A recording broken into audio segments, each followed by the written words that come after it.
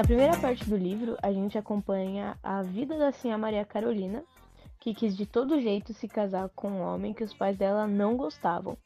Mas, apesar dos pesares, os pais dela fizeram uma festança para o casamento e aceitaram a escolha da filha, mesmo não concordando.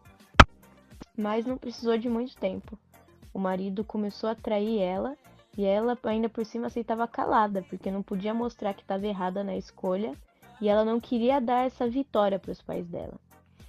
Muitos anos aguentando traições transformaram a Sinhá em uma pessoa extremamente fria e de coração endurecido, como o próprio livro diz.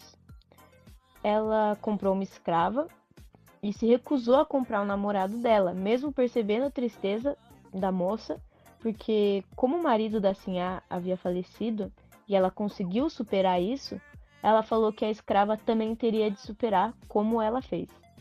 A filha da Sinhá Maria Carolina, a qual o livro se refere como Sinhazinha Gertrudes, é tão cabeça dura quanto a mãe.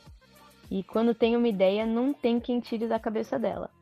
E assim como a mãe faria se estivesse no lugar dela, a Sinhazinha fugiu com o filho do capataz, que era um rapaz de bom coração, mas que a Sinhá não gostava, de forma alguma. E não concordava também com a união dos dois. Os anos se passaram e a Sinhá ficou solitária, ela não tinha filhos, ela não tinha marido. Essa solidão fez ela cair na lábia do rapaz do limoeiro, que já havia sido expulso pelo pai da fazenda da família. Pela primeira vez em muitos anos, a Sinhá confiou em alguém. Se apaixonou, vendeu a fazenda para fugir com o rapaz e ele deu um golpe nela, levando todo o dinheiro que ela tinha da venda da fazenda, da venda de tudo que ela tinha. Ela sacrificou tudo por ele e ele deu um golpe nela. Levou todo o dinheiro e deixou ela esperando na estação de trem. A segunda parte fala sobre o Joca e a Curiango, o casal. Ainda se passa na mesma vila, alguns anos depois. E fala muito sobre a loucura, né? Que o Joca vai adquirindo com o tempo. Não dá pra entender direito o que causa isso. Ele associa muito com a Curiango, mas ele tem alucinações diversas da Mãe de Ouro, que é uma lenda explicada no livro, em formato de luz, uma luz muito forte. E ele vê e tem seus ataques de loucura. O Joca acaba ficando louco e desaparece. No final do livro você descobre que uma senhorinha que também vagava pela cidade era na verdade a moça do primeiro Assim, a Maria trecho, né? Carolina. Isso, assim, a Maria Carolina. A gente descobre que as duas histórias estão interligadas de certa forma, né? E falam um pouco sobre a mesma coisa, né? Que é a loucura que os dois personagens têm. Bom, esse livro, ele é muito antigo, ele é um livro muito difícil de ler, né? Principalmente por causa do seu linguajar, mas ele é um livro muito bom. Eu achei uma surpresa muito agradável. Foi um livro que foi bom, muito bom de ler. Foi uma história interessante, foi uma história... Eu achei muito interessante abordar esse assunto de loucura, né? Eu achei um livro muito interessante, eu achei que o narrador do livro, ele se comporta justamente como alguém naquela época veria um caso de esquizofrenia, um caso de depressão, que é não entendendo o que acontece com os personagens, porque o narrador ou a narradora está sempre se questionando sobre o que está acontecendo com os personagens, o que os personagens estão sentindo naquele momento.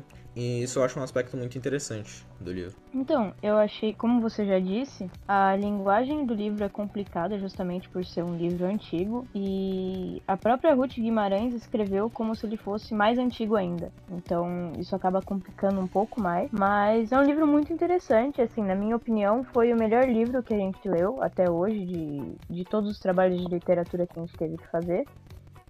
E ele é um livro, apesar de antigo, né, escrito há muitos anos atrás, ele continua muito atual. Então tem muitos paralelos que a gente consegue fazer do livro com a atualidade, que aí no caso, por exemplo, seria o preconceito, a falta de informação, né, a ignorância em relação a doenças psicológicas como a esquizofrenia, que é muito bem abordado no livro.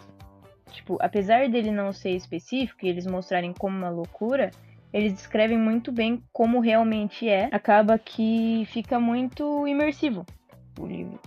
E mesmo tendo uma linguagem mais complicada, você consegue entender muito bem e você consegue fazer vários paralelos do livro com a atualidade. O livro, ele tem um aspecto que é muito interessante, que ele realmente parece uma história sendo contada, né? Como se alguém estivesse realmente explicando pra você o que aconteceu com os personagens. Assim, soubesse da história completa, mas não soubesse tudo sobre os personagens, não soubesse tudo De do que tá todos os acontecendo. detalhes. Então. Legal que em algumas passagens do livro também tem esse narrador específico conversando diretamente com o receptor, né? Com quem ele tá contando essa história. O narrador se preocupa muito com a verdade. Ele fala o que ele sabe, mas ele não passa isso como se fosse uma verdade absoluta. Ele explica que foi o que contaram pra ele, que foi o que chegou pra ele, o que estavam falando na cidade, e não que seja a verdade, mas é o que ele ouviu. O narrador diversas vezes fala, só Deus sabe, ninguém saberá, ou então ele mostra algumas alternativas, né, do que pode ser. Diz que pode ter sido uma praga, só um estado de loucura, uma coisa passageira. Isso é algo muito interessante porque passa aquele sentimento de você estar inserido na história ali, você tá sendo quem tá ouvindo a história de alguém que tá relatando. E o próprio Joca mesmo fala que achava que era mal olhado ou praga que tinham jogado nele com essa história da Curiango. Ele falar que ela tava correndo atrás dele e, tipo, ela já tava em casa na hora que aconteceu isso. Sim. E ele fala que é mal olhado, que é praga, tanto que ele vai se benzer e por muito tempo ele anda com um galho de arruda, que ele realmente acredita nessa parte mais mística que poderia estar acontecendo, né? Exatamente. Eu acho isso interessante também.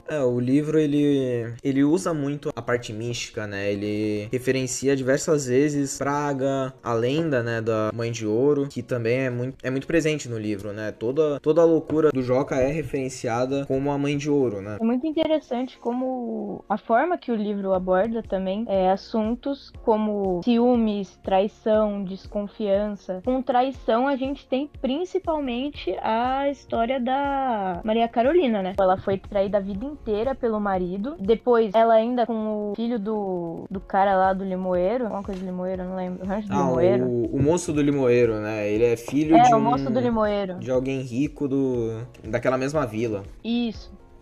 E ela confiou muito nele porque ela tava extremamente perdida, né?